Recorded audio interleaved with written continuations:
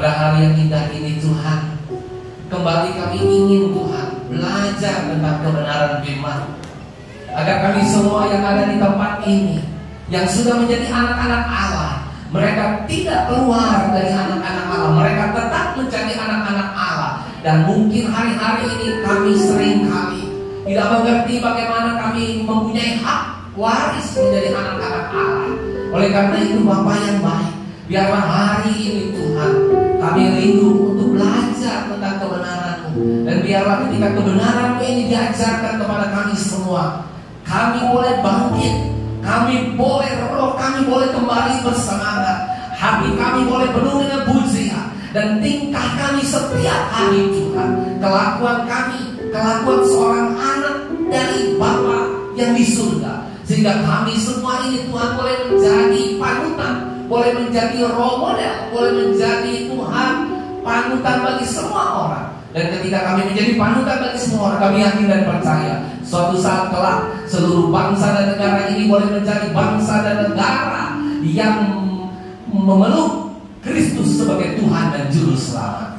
Terima kasih Bapa yang baik. Berikan urapan-Mu kepada hamba-Mu, dengan urapan-Mu yang baru, urapan kuasa Roh Kudus-Mu boleh mengalir lewat mulut lidah bibir hamba-Mu, sehingga apapun yang hamba-Mu perkatakan Tuhan, bukan hamba-Mu lagi, tetapi Yesus Kristus yang boleh nampak dan berbicara dengan heran dan luar biasa.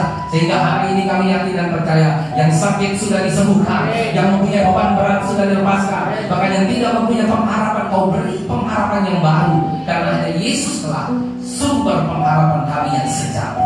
Terima kasih Bapa yang baik. Berfirmanlah, kami akan duduk diam mendengarkan firman-Mu seperti telinga seorang murid dan hati seorang hamba. Seluruh jemaat Tuhan yang diberkati Tuhan, kita katakan bersama-sama amin. Amin. Sekali lagi kita katakan bersama-sama amin. Shalom Bapak Ibu Saudara.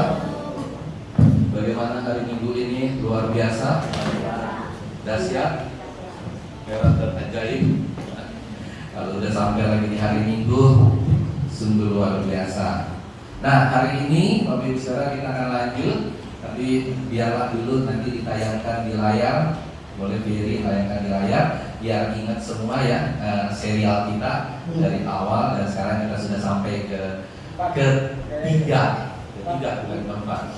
Pertama Allah Bapa, kasih Allah Bapa. Yang kedua apa? Kuasa salib. Yang kedua kuasa salib. Kuasa salib. Oke. Kelihatan nggak Bapak Ibu Saudara? Belum ya? Nggak bisa dipesanin sedikit. Nah begitu. Nah jadi agak dikecilin. Nah jadi kita akan mengalami Kristus dulu ya, serialnya, yaitu menyelesaikan menjadi seperti Kristus. Itu kita akan mengalami Kristus terlebih dahulu. Nah setelah kita mengalami Kristus baru langkah berikutnya. Di dalam mengalami Kristus, coba layar yang berikutnya. Nah jadi yang kemarin kita sudah bahas, terus gedein. Nah terus ke bawah. Nah, itu kelihatan Bapak Ibu Saudara. Yang pertama apa kemarin? Kasih Allah Bapa. Sudah selesai ya. Yang kedua kemarin apa? Kuasa salib. Nah, hari ini kita akan belajar tentang gaya hidup bersekutu dengan Allah. Baru besok kita akan belajar lagi mengenal Allah sebagai Bapa. Nanti materi ini akan saya bagikan di dalam WhatsApp grupnya Aberta. Di sini semua sudah masuk ke dalam WA grupnya Aberta? Sudah. Ada yang belum? Boleh tolong angkat-angkat? Nggak apa-apa. Kalian belum, nanti tinggal didaftar ke Deborah, ke Ferry, ke Ibu Elista, boleh dimasukin ya. Habis pulang dari ibadah, nanti Bapak Ibu Saudara bisa lihat, bisa baca-baca, bisa baca-baca warta, bisa baca semua kegiatan yang ada di GBI Aberta. Oke, sekarang kita masuk ke dalam gaya hidup bersekutu dengan Allah. Nah, hari ini gaya hidup yang bersekutu dengan Allah kita bagi menjadi dua bagian lagi.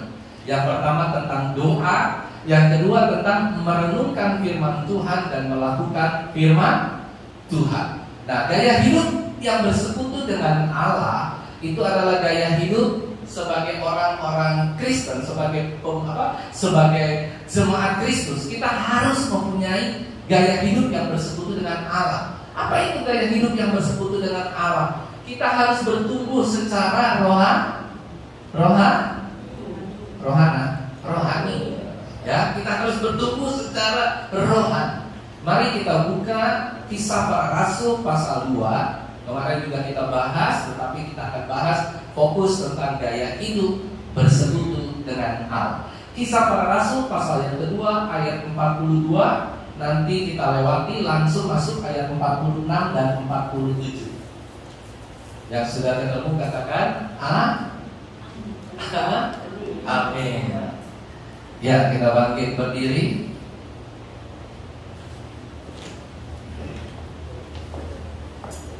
Ya, Kisah Para Rasul pasal 2 ayat 42 dulu saya bacakan, nanti Bapak Ibu Saudara baca ayat 46 dan kita akan bersama-sama baca ayat yang ke-47. Kisah Para Rasul pasal yang kedua ayat 42. Mereka bertekun dalam apa saudara? Pengajaran rasul-rasul dan dalam persekutuan, dan mereka selalu berkumpul untuk memecahkan roti dan berdoa. Luar biasa. Ayat 46.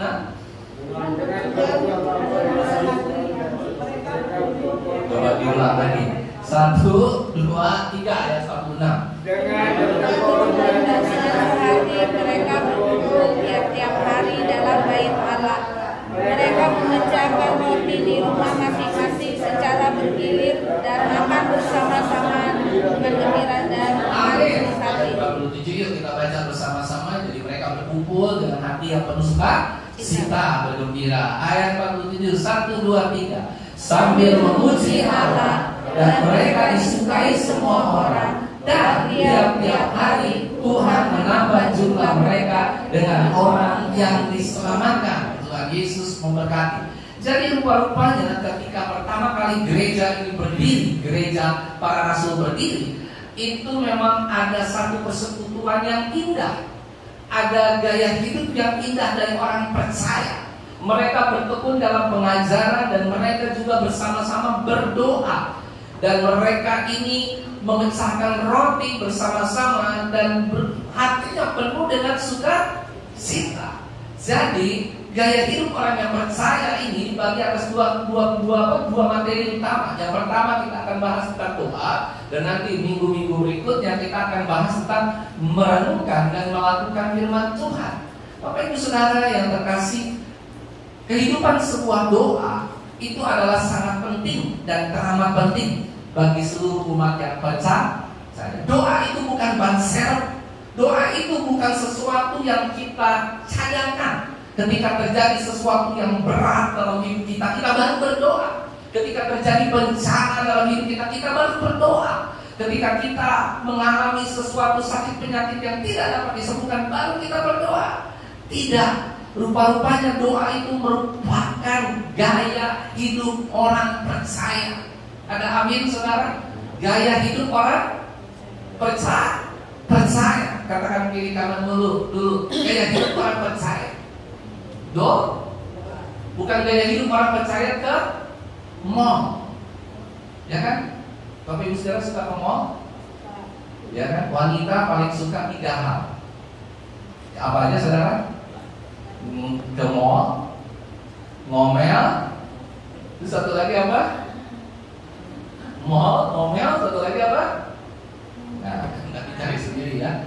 Itu gaya hidup orang percaya, bukan ke mall. Gaya hidup orang percaya adalah berdoa. Berdoa itu merupakan dasar dari segala dasar. Nah, yang jadi pertanyaan menarik buat kita semua, kenapa sih Pak? Kenapa sih Bu? Kenapa sih Papi? Kenapa sih Mami? Kok aku sulit berdoa? Kok aku nggak mau berdoa? Kok aku nggak ada satu perasaan untuk berdoa? Nah, nanti kita akan bahas bagaimana kita mulai bisa rajin berdoa setelah selesai modul ini hari ini. Harusnya kita semua rajin berdoa. Yang percaya katakan amin. Katakan kiri kananmu, itu besok-besok harus rajin berdoa. Katakan kiri kananmu, besok harus rajin berdoa. Ada kalian lihat? Harus rajin berdoa. Apalagi sekali lagi katakan harus rajin berdoa. Benar nggak? Coba ya kita renung dulu sedikit. Benar nggak? Kita paling malas berdoa. Ya apa ya? Jangan lihat saya, dari wajah-wajahnya saya tahu. Ada amin? paling malas berdoa. Nah, ngapain saya berdoa? Berdoa nggak berdoa hasilnya sama. Jangan berdoa ujian hasilnya 7, nggak berdoa ujian hasilnya tuh 7. Berdoa tetap miskin, nggak berdoa tetap miskin.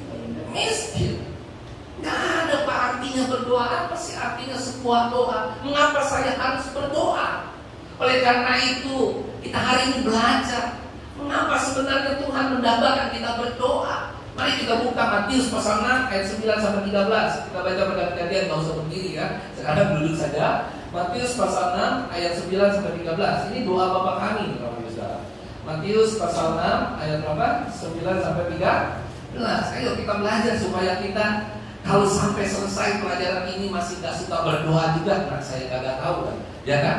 Mungkin Bapak Ibu Saudara memang sudah dasarnya nggak suka berdoa. Ya, oleh karena itu saya baca ayat 9, Bapak Ibu Saudara ayat 10 dan seterusnya kita berganti-gantian. Karena itu berdoalah demikian, Bapa kami yang di surga, dikuduskanlah namamu. Ayat 10 Saudara.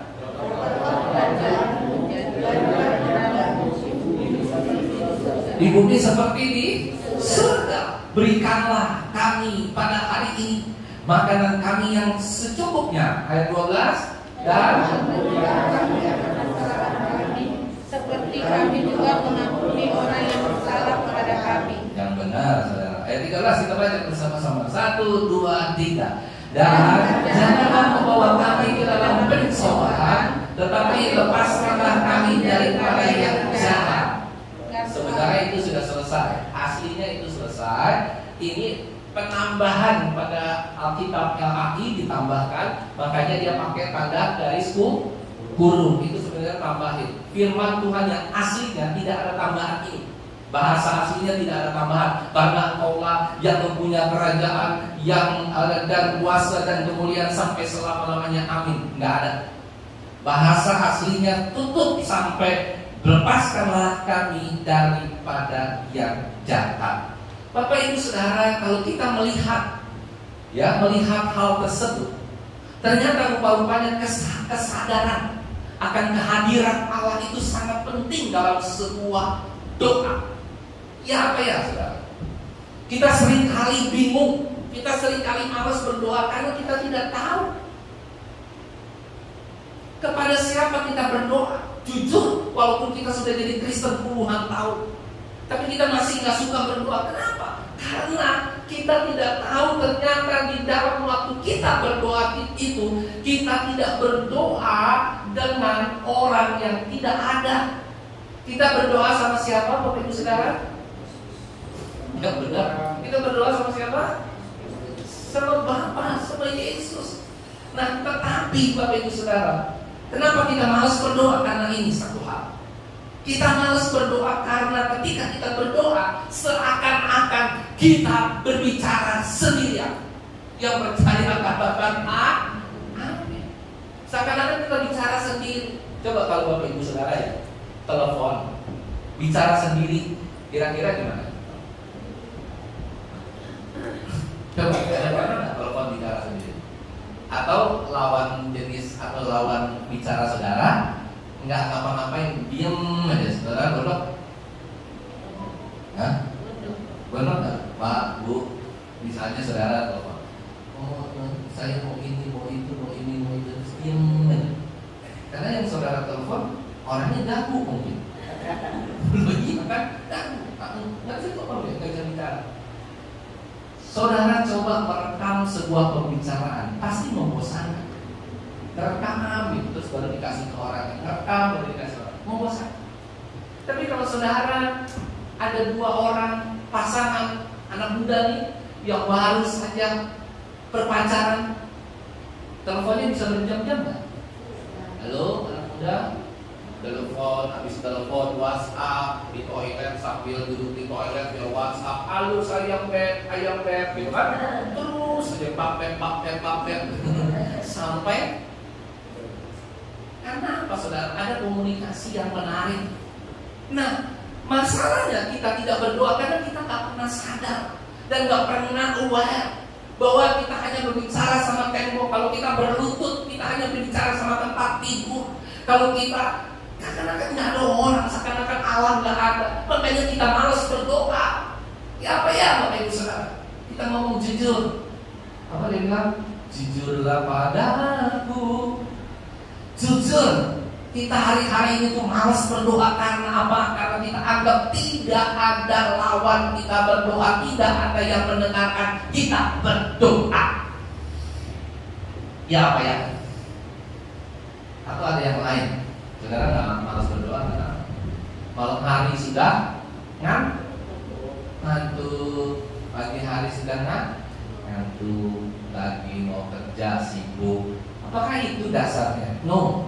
Dasarnya adalah kurang pengertian akan doa. Oleh karena itu Yesus, ya, waktu perjanjian lama memang tidak pernah disebutkan bagaimana cara orang berdoa. Nah di perjanjian baru ketika Yesus berkhotbah di bukit, ini kan ketika Yesus berkhotbah di bukit, Yesus ajarin apa saudara?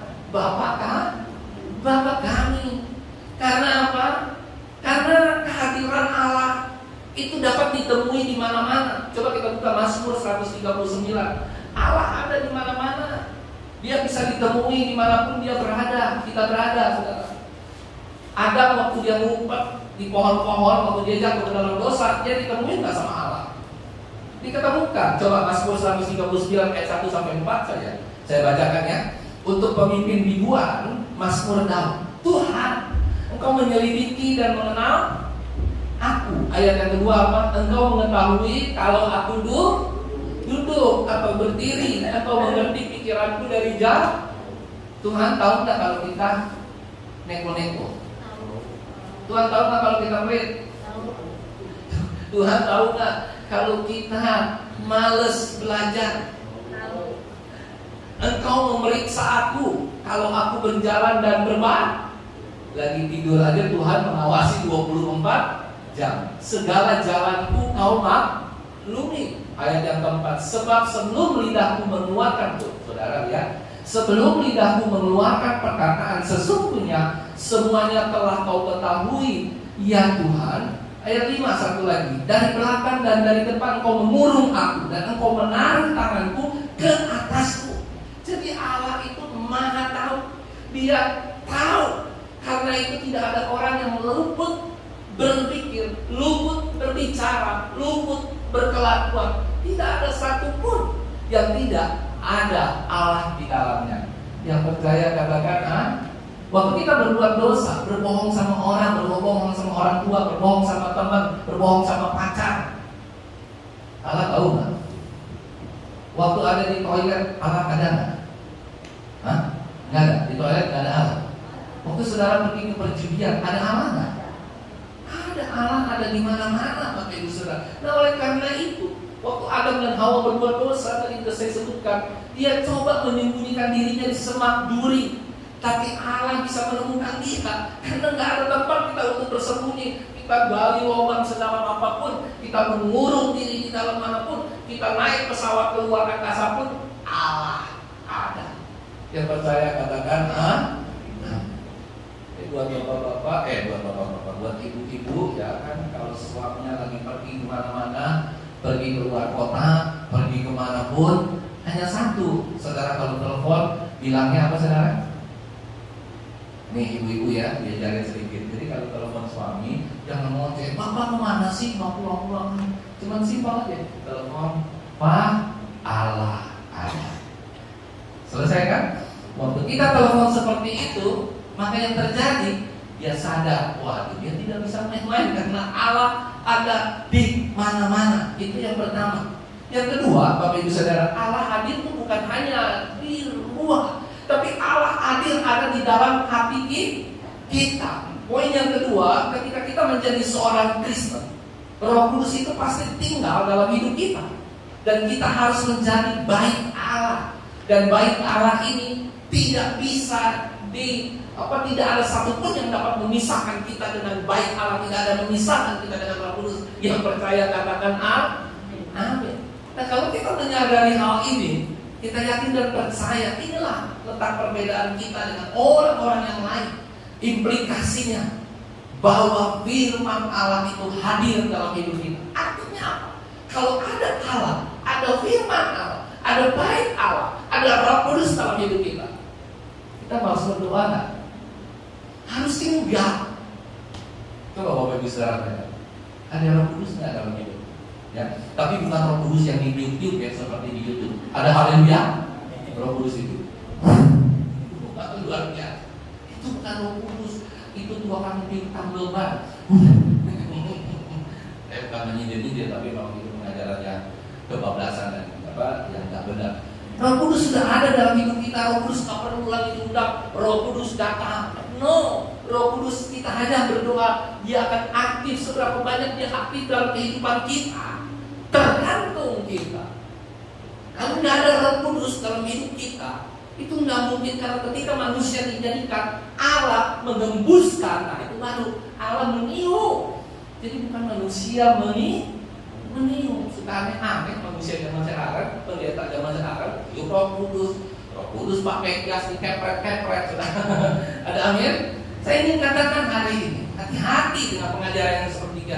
Karena Roh Kudus ada dalam hidup kita. Kalau ada Roh Kudus, maka saudara pasti akan selalu mengingat. Saya mau tanya satu hal.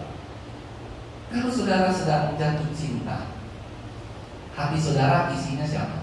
Yang sedang berbunga-bunga. Sama siapa? Sama pacar kita nggak? Terus kita ingat terus sama pacar kita. Kalau mau makan, ingat kamu. Kalau mau tidur, ingat kamu. Kalau punya uang, ya ingat kamu. Ya, kan begitu ya kan. Pokoknya kalau mau makan ingat kamu, mau tidur, mau nonton, mau beli pakaian ingat kamu. Kalau punya uang, kalau cewek nggak ingat sama cowoknya. Amin. Jadi apa yang ingin saya katakan? Kalau hatimu selalu ingat akan ada Roh Kudus, coba katakan kiri kananmu dulu untuk meyakinkan. Ada Roh Kudus nggak dalam hatimu? Coba yakinkan dulu diri kita. Kita yakin nggak nih ya? Terus pertanyaan pertama, kalau ada Roh Kudus dalam hidup kita, haruskah kita berdoa? Ada amin saudara? Pertanyaan yang sangat menarik, big questionnya adalah kenapa kita tidak berdoa? Padahal kita sadar Allah ada di sekeliling kita. Kita sadar ada Roh Kudus yang ada dalam hidup kita. Tetap kita tidak berdoa. Yang ketiga, saudara, ini paling penting dan sangat penting. Allah hadir secara khusus. Tadi Allah hadir secara umum. Dia hadir di mana-mana. Allah hadir juga secara umum di dalam hati kita pribadi. Tetapi Allah hadir secara khusus di dalam mana? Jemaat. Makanya orang suka bertanya, Pak, kenapa sih kita harus beribadah ke gereja? Karena Allah hadir spesial. Spesialnya seperti apa? Sangat berbeda. Saudara pernah merasakan saudara nyanyi sendiri, menyembah sendiri, mana kira Allah ada turun. Tapi ketika saudara bersama-sama dipimpin tadi oleh WL, Ibu Elista, apa yang saudara rasakan? Ada hadirat Allah, ada semangat Allah. Ya Pak ya, Bapak Ibu Saudara. Tapi kalau saudara sendirian nyanyi, apalagi di jalanan, dibilang lah kali orang. Tetapi kalau saudara ada di dalam satu komunitas, di dalam gereja yang luar biasa, itu tandanya ketika kita juga bukan hanya menaikkan pujian, kita berdoa bersama-sama. Doa pagi, doa malam yang bersama-sama dengan jemaat. Ada doa pagi mungkin saudara lakukan bersama keluarga saudara. Itu ada sesuatu yang berbeda. Allah hadir secara khusus.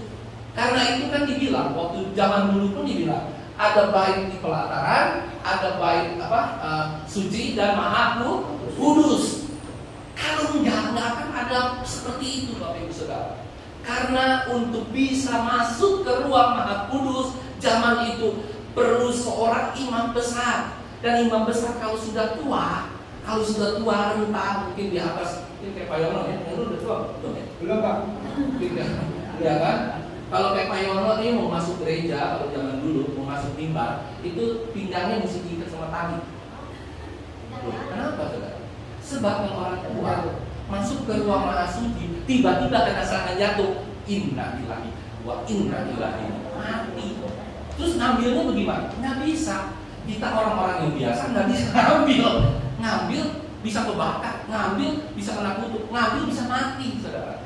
Jadi orang yang sudah tua, Pak Yono tadi, imam yang sudah tua, itu harus dililit pinggangnya pakai tali. Tahan. Kayak orang, kayak ayam atau anjing. Ayo masuk. Nah, ya, dia masuk. Karena kenapa? Kalau dia sampai mati di sana ditarik talinya. Gitu saudara. Nah jadi hari ini kita ada di tempat ini luar biasa. Ada hadirat Tuhan dan kita tidak mati ketika ada hadirat Tuhan yang suci dan maha kudus hadir di gereja ini. Yang percaya katakan amin. Kita bisa merasakan hadirat yang luar biasa, yang khusus, yang spesial, yang tidak pernah ada ketika kita berdoa secara pribadi. Ada hadirat Allah yang spesial, yang khusus. Oleh karena itu, bisakah kita bersama-sama berdoa bersama-sama? Yang percaya katakan amin. Saudara semangat untuk berdoa bersama-sama? Amin. Amin. Yang jawab cuma satu. Kita jawab bersama-sama. Ada semangat untuk kita berdoa bersama-sama? Amin. Amin. Lu aja min. Lu min. Ya kan? Saya nggak usah amin. Saudara, itu ada sesuatu yang luar biasa. Dan itu akan membuat Bapak Ibu Saudara bersemangat di dalam berdoa, on fire. Bukan hanya doa. Ketika saudara baca firman Tuhan, saudara nggak ngantuk lagi. Ketika saudara merenungkan firman, saudara nggak ngantuk lagi. Kalau nonton drakon, pasti nggak ngantuk sampai berseri-seri. Ada hal yang nikah. Tapi ketika saudara harus belajar firman Tuhan, nggak cocok nih tulisan semua. Oke? Itu jelas ya. Jadi memang gaya hidup orang yang bersekutu dengan Tuhan salah satunya adalah doa. Nah, baru kita belajar tentang konsep kita tentang Allah itu mempengaruhi doa kita. Konsep kita tentang Allah itu akan mempengaruhi tentang doa kita. Saudara, waktu kita berdoa sama Tuhan, saudara sering bayangkan nggak?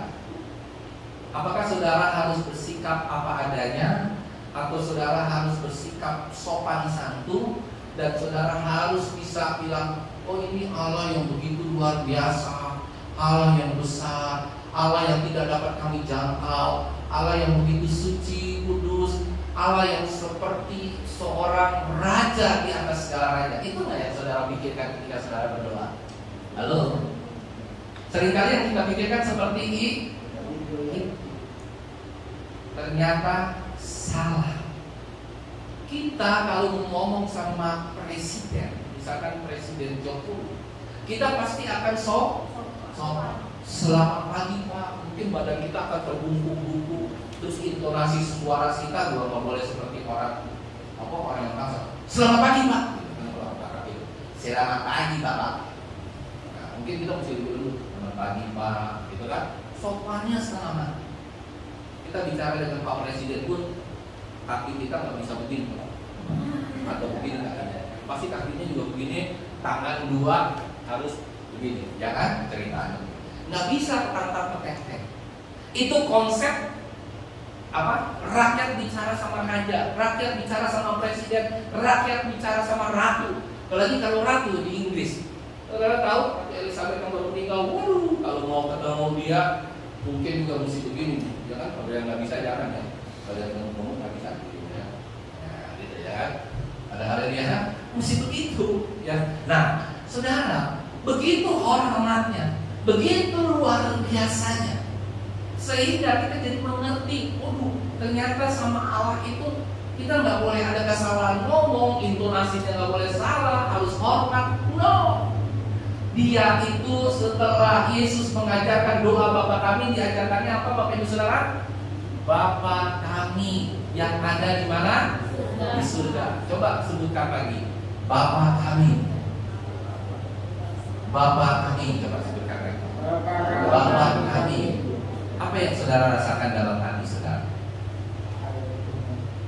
Apakah dia seorang yang hebat? Apakah dia seorang yang luar biasa? Tidak. Dia seorang ayah kita. Dia seorang orang tua kita. Dia bapak kita. Kita sebut, kita panggil dia bapak. Karena apa Bapak Ibu Saudara? Karena dia bapak kita. Bukan orang lain, bukan siapa-siapa. Nah, konsep yang salah ini tentang Allah ini harus kita hapus. Allah itu bukan Allah yang galak. Allah itu bukan Allah yang seperti kakek-kakek yang jahat, kakek-kakek yang galak, kakek-kakek yang jahat. No, Allah itu benar-benar Allah yang lembut. Karena itu ada cerita yang mengatakan kalau mau berdoa kepada Allah Bapa di surga harus melalui seorang lagi, yaitu kalau di agama yang lain dikatakan seorang Maria. Maria adalah seorang yang lemah lembut, yang bisa menerima doa-doa lalu disampaikan kepada Bapa. No, Bapa kita di surga itu juga sama. Dia Bapa yang baik, dia Bapa yang luar biasa. Karena itu kita sering panggil dia adalah Bapa. Dan Yesus mengajar kita konsep tentang Bapa ini, tentang Allah ini menjadi sesuatu yang sangat-sangat baru, saudara. Sehingga kita tidak lagi punya barrier, punya punya obstacle, punya halangan. Kalau kita sama Bapak kita, kira-kira Bapak Ibu Saudara bagaimana? Dekat apa jauh? Saudara bisa bercanda, saudara bisa minta uang, saudara bisa telepon kapan saja. Ya apa ya? Halo, kapan saja saudara mau telepon sama Bapak saudara bisa nggak? Mau ngomong kapan saja bisa nggak? Contoh, kalau Bapak Ibu Saudara anak seorang presiden atau anak seorang menteri, kira-kira saudara masuk keluar istana boleh nggak? Seenak? Boleh, karena dia apalagi masih anak-anak, kayak anak cucunya Pak Jokowi, siapa tuh namanya kecil, dia main-main, ya kan, muter-muter, dia main-main, muter-muter, boleh nggak? Keluar masuk istana boleh nggak? Coba kalau di luar keluar masuk istana, gimana kira-kira? Kaki hilang satu. Siapa nih? Penyusup kegedean. Penyusupnya kegedean. Jangan tersinggung ya Bapak Ibu Saudara. Ya, penyusup kegedean itu ya kena kakinya. Nah, jadi saudara kalau ya yang apa namanya itu, yang anaknya atau cucunya dia boleh keluar masuk istana, ya kan, dia boleh peluk bapaknya. Saudara tiba-tiba dia boleh peluk Pak Jokowi, gimana kira-kira? Papa, gimana kira-kira Pak Jokowi? Bahaya ini. Ya kan? Kenapa? Takut Pak Jokowi.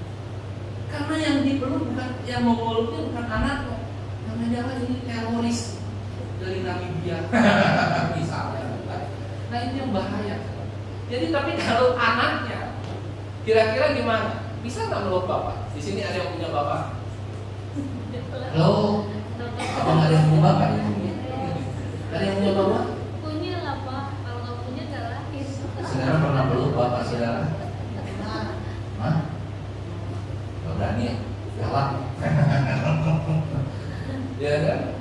Kalau mau bapak kita peluk, ya kan itu.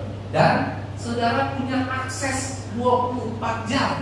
Kalau saudara anak presiden, saudara anak raja, ya apalagi anak raja, anak permaisuri, saudara bolak-balik ke istana 10 hari, beli es krim bolak-balik nggak apa-apa. Itulah kita sama Bapa di surga seperti itu. Yang percaya katakan amin. Kita punya akses 24 jam dalam sehari. Yang percaya katakan amin. Tidak ada halangan. Nggak ada orang boleh nyetop, stop, penjaga bilang stop. No. Saudara bisa makan sama-sama, ya kan? Bersama-sama. Bahkan saudara mungkin kalau masih kecil, masih umur 10 tahun atau 12 tahun, disuapin lagi sama menteri-menteri sekeliling saudara. Kalau saudara anak presiden, kalau saudara anak menteri juga sama. Mungkin ya kan duduk sehidangan beramai-ramai, bisa itu terjadi. Tapi kalau saudara bukan anak, tiba-tiba saudara masuk ke situ, set, saudara bilang, makanan saya mana ya? Kira-kira diusir nggak? Ini siapa? Anak bukan, saudara bukan, teman bukan, tiba-tiba nongol di ruang makan menteri, Pak Presiden atau Pak Raja. Saudara, kalau kita tahu mengenai konsep ini, Bapa kami yang ada di surga, Bapa Tuhan mau mengajarkan, ini Yesus yang mengajarkan langsung. Dia mau supaya kita semua benar-benar boleh menjadi dan merasa menjadi anak-anak Allah. Katakan kiri kananmu, kau anak Allah atau anak kau anak Allah, katakan kau anak Allah. Yang benar, kau anak Allah. Yang benar, saudara, ya kan? Saudara, di sini kita bisa melihat bahwa kita harusnya mengucap syukur bahwa seorang anak itu punya akses masuk seperti tidak punya halangan apapun kepada seorang bapa. Oleh karena itu, ya, suatu saat kalau saudara masuk ke dalam surga, saudara mau masuk surga? Mau masuk surga? Yang benar mau masuk surga nggak? Nah, tapi ada yang nggak mau juga di sini. Saya lihat, nggak mau Pak, apa sih surga? Itu kan surga. Nah, saudara bangga nggak suatu saat saudara masuk surga sebagai anak Papa dengan nama Yesus? Kalau betulan dia nengok, dia bilang, halo anakku. Kalau dia diam aja, saudara salah masuk. Waktu saudara datang, duduk sehidangan, sebelah ada Abraham, sebelah lagi ada Rasul Paulus, sebelah lagi. Saudara kira-kira minder kan? Karena saudara begitu luar biasa pandangan ini. Yang Tuhan, bahkan di sana ada malaikat murid, ada malaikat Michael, Gabriel, semua ada di sana, saudara. Bersama-sama dengan kita, bersama-sama dengan malaikat di surga. Nah, tapi menjadi masalah, kita seringkali terlalu sibuk sendiri di dunia ini, di mana dunia ini sebentar lagi juga akan kita tinggalkan. Tapi kita seringkali tidak mau menjadi anaknya Tuhan kita Yesus. Kalau kita bisa masuk ke surga tanpa halangan, itu tandanya itu seorang anak yang luar biasa. Tapi bagaimana kita seorang anak saja tidak pernah mau menegur bapaknya, tidak mau meminta kepada bapaknya. Karena apa? Yang pertama karena kita nggak sadar bahwa dia adalah bapak kita. Yang kedua kita nggak sadar bahwa hadiratnya ada, dan kita nggak sadar dia ada di dalam hati kita. Dan yang terakhir, yang menghalangi kita untuk berbuat doa, untuk kita berdoa, kita malas berdoa, hanya satu lagi, dosa.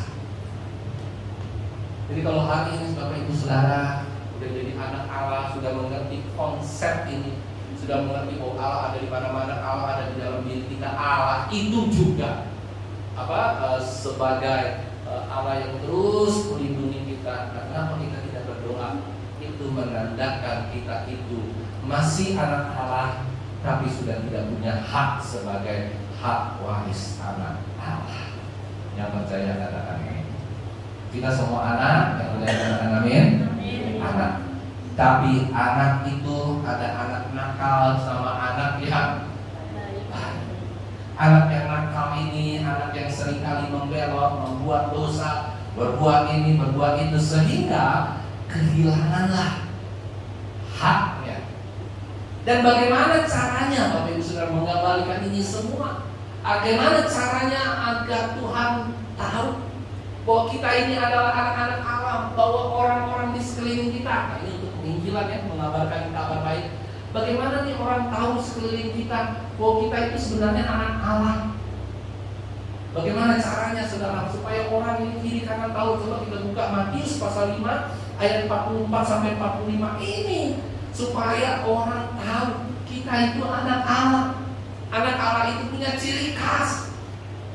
Kalau saudara lahir dari keturunan Chinese, ada nggak ciri khas Bapak Ibu Saudara? Halo? Matanya sipit, kulitnya putih belum tentu. Banyak orang Chinese yang kulitnya hitam, Itachi. Ya, nah, tapi itu ciri khas anak Batak. Apa ciri khas anak orang Batak? Kata ibu, cantik. Ya, semua anak perempuan cantik. Kalau anak perempuan ganteng itu nih Homa nih berapa? Atau juga nih homo. Nih Homa. Nah, saudara, Ada ciri khas, orang Batak punya ciri khas, orang Ambon punya ciri khas anaknya. Semua punya ciri khas. Kita sebagai anak Allah, ciri khasnya apa saudara? Ini ciri khas kita. Matius 5 ayat 44 sampai 45. Tetapi aku berkata kepadamu, apa saudara? Kasihilah musuhmu dan berdoalah bagi mereka yang menganiaya kamu, karena dengan demikianlah kamu menjadi anak-anak Bapamu yang di surga. Jadi kalau kita mengasihi orang, mengasihi musuh, berdoa buat mereka semua, itu tandanya kita anak-anak Allah, anak-anak Bapa kita yang di surga. Percaya, katakan amin. Kita nggak harus bilang, aku anak Allah, engkau anak Allah, kita semua anak Allah. Bohong.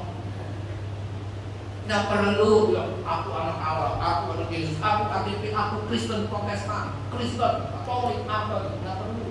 Tetapi ketika saudara punya ciri khas ini aja satu, kalau orang berantem, kita berantem sama orang, kita mengasihi musuh itu, kita berdoa bagi mereka yang menganiaya kita, itu tandanya baru kita menjadi anak-anak Bapa di surga.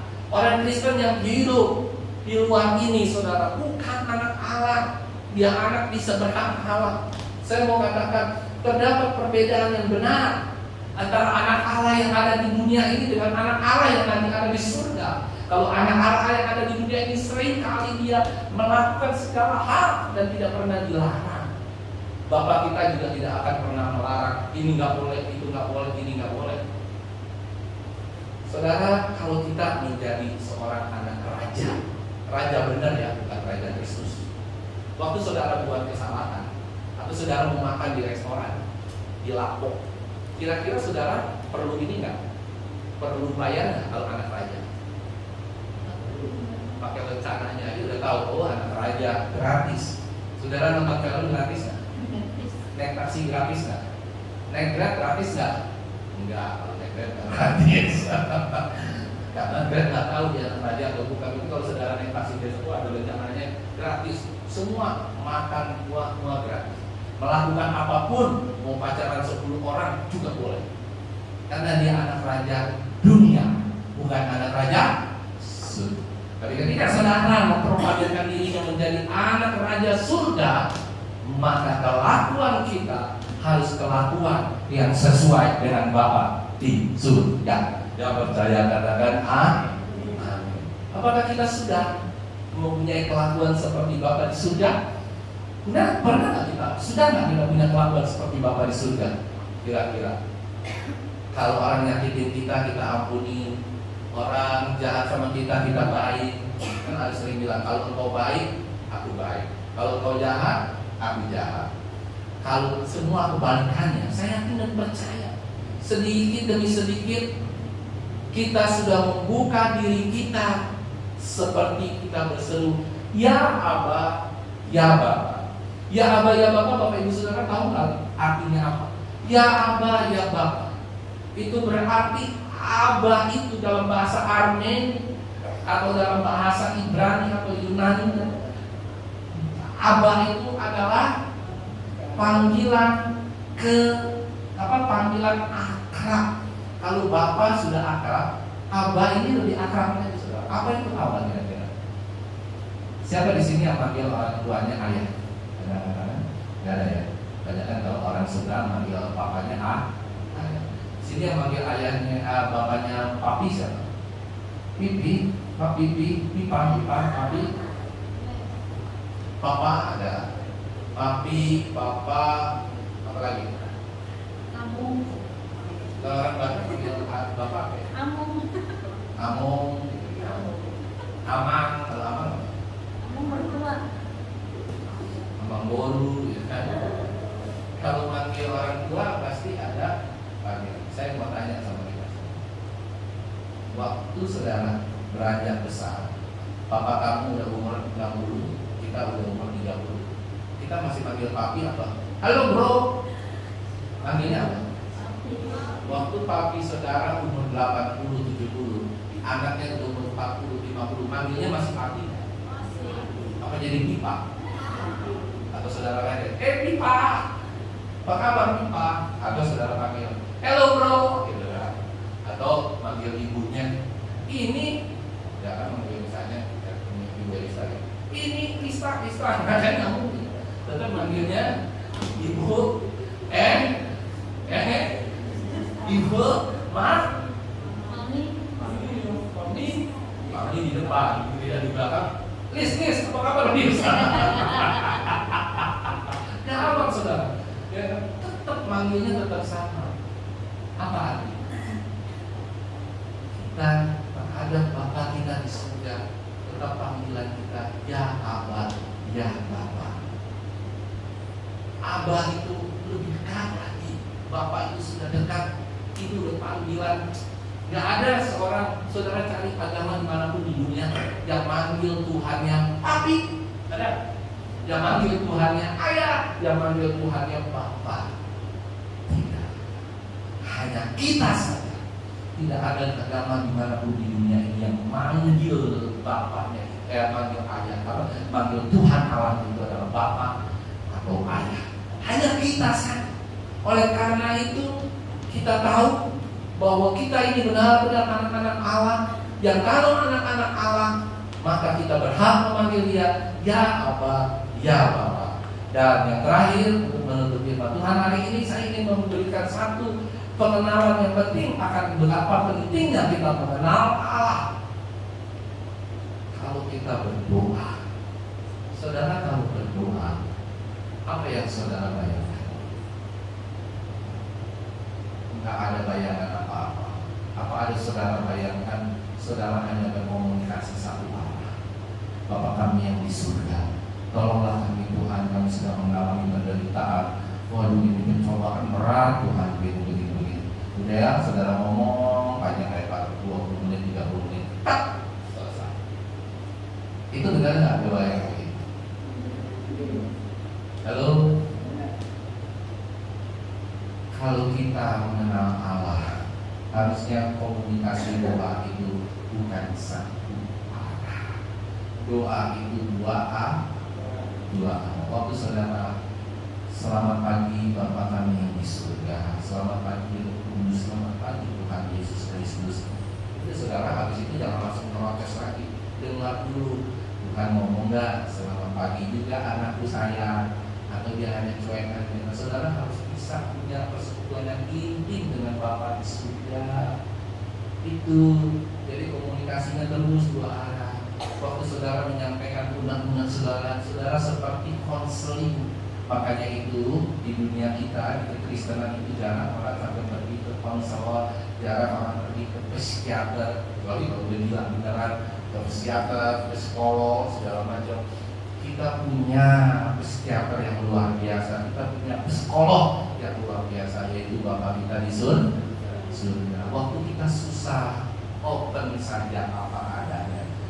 Tuhan, ini papa mamaku kok begini Tuhan, kok aku punya kehidupan begini Tuhan, tolong Tuhan coba bicara secara pribadi, aku mau dengar Tuhan, seperti apa sih aku harus hidup, dan pasti Tuhan akan memberikan penjelasan yang sejelas-jelasnya dalam firman saudara. Tinggal tergantung kita akan nurutin apa yang Tuhan katakan atau tidak sama sekali. Dan kalau kita membayangkan Tuhan ketika kita berdoa, apa yang kita bayangkan? Apakah kita membayangkan ada satu sinar yang luar biasa menembus, atau kita bayangkan ada gambar Tuhan Yesus yang seperti ini? Oh ya, aku berdoa sama Tuhan. Apa yang kita bayangkan? Waktu kita berdoa, kita mengenal nggak sama Allah? Kalau kita mengenal Allah, saya mau katakan satu hal.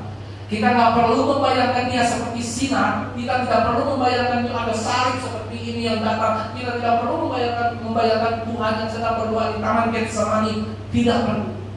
Saya mau ambil satu contoh begini. Kalau kita sudah kenal, saudara telepon, terus saudara berbicara. Saudara lihat nggak lawan bicara kita? Halo? Lihat nggak? Saudara WA, saudara lihat nggak lawan bicara kita? Lihat nggak? Saudara percaya nggak itu suaranya? Misalnya saya telepon lagi, ya kan? Halo Pak Iwan, halo, apa kabar? Ya, halo Pak. Dari suaranya saya sudah tahu nih. Oh ini Pak Iwan. Nggak mungkin salah, nggak mungkin jadi Iwan buta perak. atau Kuta Barat, Kuta Timur, Kuta Utara, tapi dia tetap dibuang istilahnya. Saya tahu. Artinya apa? Jadi kalau kita berbicara dengan Allah, kita sudah kenal Dia.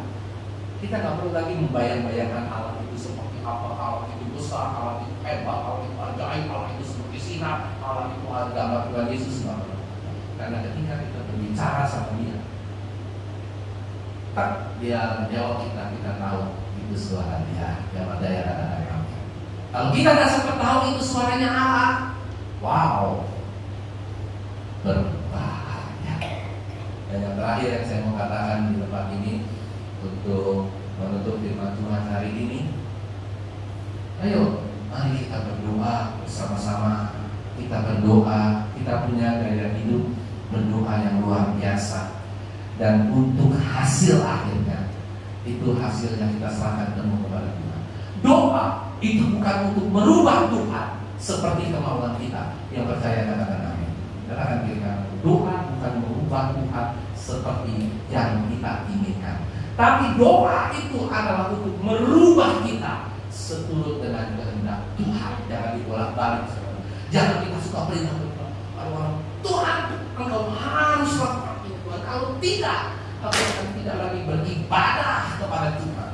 Tuhan, aku harus lakukan ini Tuhan, agar suatu saat aku tidak akan mau lagi beribadah kalau Tuhan tidak memenuhi keinginan. No. Doa bukan untuk merubah Tuhan sesuai kehendak kita atau sesuai dengan keinginan kita, tapi doa merubah kita seturut dengan kehendak Tuhan. Yang percaya katakan amin. Yang terakhir yang saya mau katakan, satu saat ada seorang ibu tua renta umur 69 sedang sakit parah dan sudah mau mati. Sementara jemaat berkumpul bersama-sama berdoa untuk kesembuhan. Dan ternyata rupa-rupanya sang anak yang masih berumur 15 tahun atau 14 tahun harus mengambil obat ke tempat dokter yang kurang lebih jaraknya mungkin 5-10 kilo. Tiba-tiba mereka sedang berdoa bersama-sama, Sang anak berjalan, lari. Akhirnya dia ketok-ketok pintu. Dokter, ibu saya sedang sakit. Ibu saya marah, sakitnya apa begini. Dokternya tahu. Ya kan? Nah, tiba-tiba karena dokternya itu juga tahu dan gugup, dia cepat-cepat masuk ke kamar obat. Dia ambil obat, dia kasih saudara. Ke anak ini langsung tanpa apa-apa lagi. Terima kasih dok. Dia kabur lagi, dia balik lagi ke arah si saudara tersebut. Dia lari, tiba-tiba dia jatuh, perang. Obatnya hancur, obat yang berupa cairan itu hancur. Tapi kalau kita perhatikan, ternyata sang dokter dia lupa, waktu dia ambil dia raba-raba, dia nggak pakai lampu. Ketika dia nyalain lampu, aduh, itu obat ternyata bukan obat, saudara. Itu obat ada setengah yang tidak bisa dikasih, jadi ada cairannya itu yang kalau dikasih si ibu itu bisa langsung mati. Dokter langsung berlutut berdoa. Aduh Tuhan, bagaimana caranya Tuhan supaya itu obat Tuhan tidak sampai. Sementara yang di sini berdoa, jatuhlah obat itu hancur. Menurut Bapak Ibu Saudara, saat itu sang anak sedih. Sang anak bilang ke Tuhan, aduh ini bagaimana Tuhan, pasti ibuku akan mati, obatnya nggak ada. Tapi akhirnya dia teruskan jalan sampai ke ibunya. Dia terus jalan dengan mata menangis. Dia berdoa, Tuhan tolong. Dia berkomunikasi dengan indah seperti seorang bapak. Bapakku yang baik, kau tolong ibuku. Semua berdoa. Dan pas dia sampai, ibunya akhirnya sadar, sembuh tanpa harus yang percaya katakan amin. Dokter yang berdoa, dokter yang udah salah kasih obat di sebelah sini, dia tetap berdoa. Dan saya mau katakan satu hal, saudara boleh percaya dokter, saudara boleh percaya dokter hebat di seluruh Indonesia bahkan seluruh dunia. Jangan pernah lupa berdoa. Yang saya katakan, dokter bisa salah dalam bertindak, dokter bisa salah dalam memberikan obat, tapi doa tidak pernah salah dan hasilnya selalu tepat pada waktunya. Yang saya katakan, doa bisa mengubah segala sesuatu, tapi bukan mengubah Allah.